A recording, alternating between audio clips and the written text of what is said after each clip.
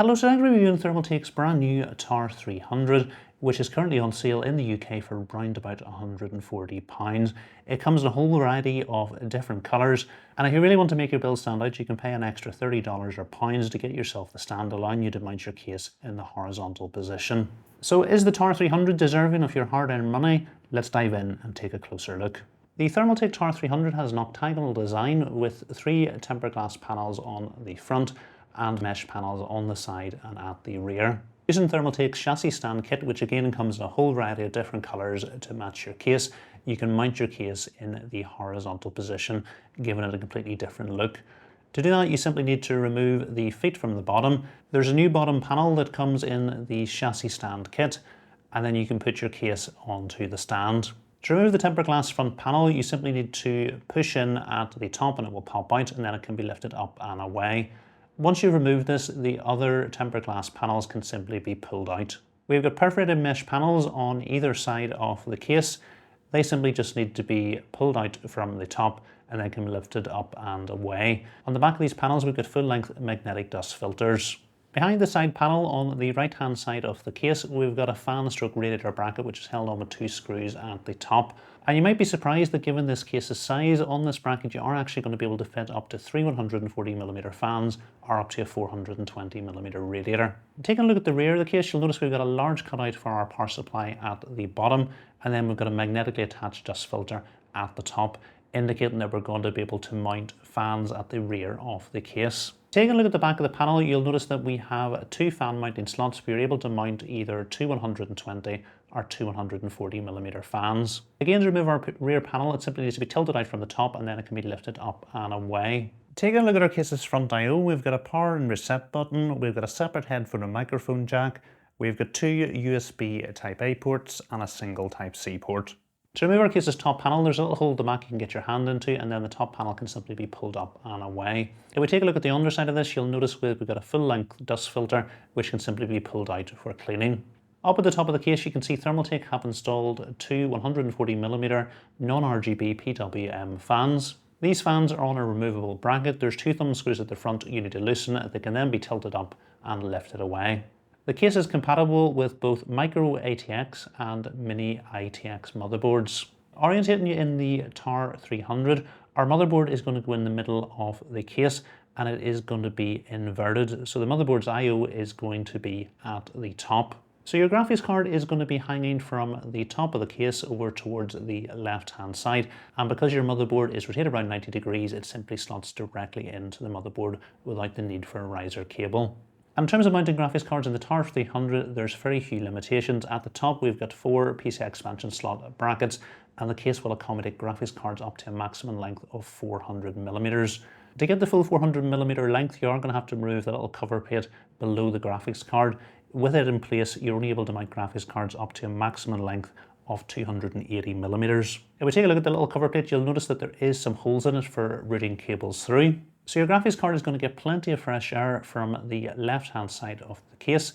Your AIO is going to be installed over towards the right-hand side of the case where it's got its own supply of fresh air, and Thermaltake do recommend installing this, the fan set to intake. We've got 1 final fan mounting slot on the power supply side at the bottom of the case, and again Thermaltake recommend this set to intake. In terms of the 2 included fans at the top, Thermaltake have these set to exhaust, and they do recommend if you're installing fans at the back of the case, these should also be set to exhaust. If you'd rather go with an air cooler than an AIO, you still are going to be able to fit an absolutely massive air cooler in the case with a maximum height of 210mm being supported. Another option that you have with this case is there is the ability to add an LCD panel at the bottom of the case where you can display things like your system information. In the case accessory box, you do get this additional panel that can simply slot in to the front, and on this panel you're going to be able to mount the LCD screen. You'll see that Thermaltake have dust filters absolutely everywhere on this case, and again at the bottom of the case we've got another full-length dust filter. In terms of drive mounting locations, on the right hand side of the case we've got a drive mounting bracket where you can mount either a 2.5-inch or 3.5-inch drive. Although if you do mount a 3.5-inch drive here, you are able to fit fans in front of it, but you wouldn't be able to fit a fan and radiator. Moving into the rear of the case, we've got another drive mounting bracket behind the motherboard. It's held on with 2 thumb screws at the top, and on it you're going to be able to mount either 2 2.5-inch drives or 2 3.5-inch drives. If you don't want to go with drives, the other option that you have is mounting a 120 or 140mm fan here. You might wonder why we've got an additional mounting slot here when on the rear panel you've got a choice of two 120 or 240mm fans, but I think the big reason here is ease of removing and reinserting that rear panel. With the fan mounted to the chassis itself, the rear panel is going to be completely free, whereas if you install fans directly to the rear panel, you're going to have to factor in the fan cables. In terms of cable management, this looks to be absolutely excellent at the rear of the case. We've got little plastic clips on both sides, which are really easy to use, and you can simply push the cables behind them to manage them. The power supply is going to go down at the bottom, and the case is compatible with full-size ATX power supplies up to a maximum length of 220mm. We've got a removable bracket at the bottom, which you're simply going to fix to the back of your power supply, and then you're going to insert your power supply in directly from the back. So one more important thing to point out about the case, because your motherboard's I/O and also your graphics card's I/O is going to be coming out the top, if you do need to plug additional cables into them, you've got two options. The first is you might be able to reach directly into the case and plug, for example, a USB stick into the back of your motherboard. If you want to route a cable to either your motherboard or your graphics card, to get it in through here, you're going to have to tilt up the top fans, and then you're going to be able to plug it into either your motherboard or your graphics card. When you replace the case's top panel, you'll notice there's a large cutout in the back, and this is designed for your cables to pass through. I think one big advantage of this case is because Thermaltake have included the cutout for your power supply, you don't have to worry about routing your power supply cable out of cutout. So what I want to do now is give you a closer look at the build I put together in the Tower 300.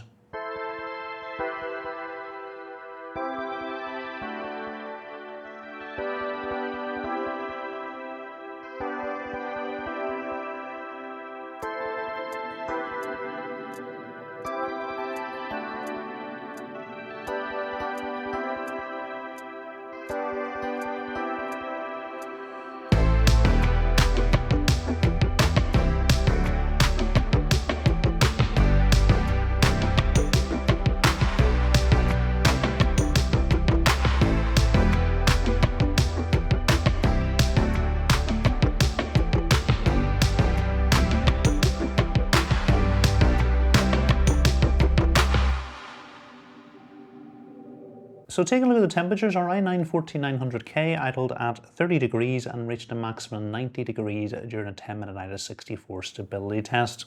Our RTX 4070 Super idled at 30 degrees and reached a maximum of 70 degrees during the stability test. In terms of noise levels, we had an average noise level at idle of 37 decibels and up to 56 decibels during the 10-minute AIDA64 stability test. So in terms of the temperatures, I probably haven't chosen the best hardware to get you a detailed thermal configuration in the case. This motherboard, I remember the last time I used it, it just doesn't really push the CPU that hard, and that's the reason our i9-14900K wasn't running as hot as it does in other builds. In most other builds, it's well over 100 degrees and thermal throttling, where there was absolutely no thermal throttling at all during this AIDA64 stability test. Final thing to mention, the noise levels. The PC was incredibly noisy during the AIDA64 stability test, and certainly if this was sitting on my desk beside me, I would want to tune the fans down a little bit, and probably if I was building this for myself, I would probably leave those two fans at the back out and just turn the speeds of the fans down elsewhere in the build. So moving on to my experience of building in the Tower 300, and because you were able to remove the panels on all sides of the case, you had absolutely brilliant access to the case during the build. In terms of any issues I had, I think the only things that you would need to be careful with are the cables on your AIO. I did find when I was tilting them into the case, it made sense to pass the cables through the three cutouts to the rear compartment and then connect them up in the rear. And I think had you been trying to connect them up and then pass them through, the cables may well have been on display at the front or actually get caught. The other issue was with mounting the fan on the power supply shroud. Once you've installed your AIO and motherboard, the RAM does slightly interfere with getting a screwdriver in, although it still was possible, but make sure you definitely put this fan in before you install your graphics card.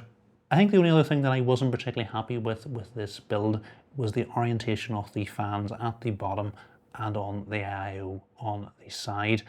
Thermaltake do recommend having these set to intake, which means that the bad side of these fans was on display when you looked into the build. So I think if I was building again, I would have asked Thermaltake for some of their swap fans where you can actually turn the fan blades round, having the good side of the fan on display, but getting the orientation that you want. In terms of cable management, this was absolutely brilliant.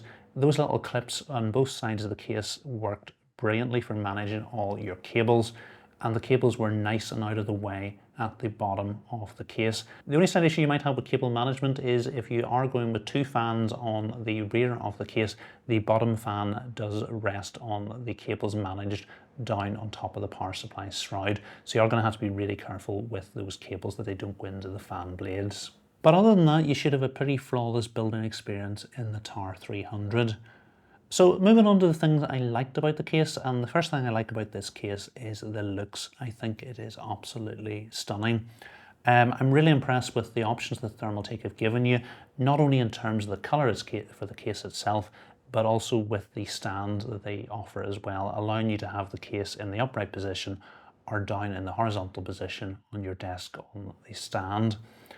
In terms of compatibility, in the upright position, this takes up really a tiny footprint on your desk, but you can fit absolutely loads in it. A 420mm radiator, graphics cards up to 400mm in length, CPU air coolers up to 210mm, and a full-sized ATX power supply. So you really aren't going to have to compromise at all. If you want to go with some drives in it, again, you can fit up to 2.5-inch or 3.5-inch drives. In terms of build quality, coming from Thermaltake, you've got no issues here at all. And I also really like their attention to detail in terms of dust filters. They have covered absolutely every part of this case in dust filters, so you shouldn't have to worry about dust getting into your case anywhere.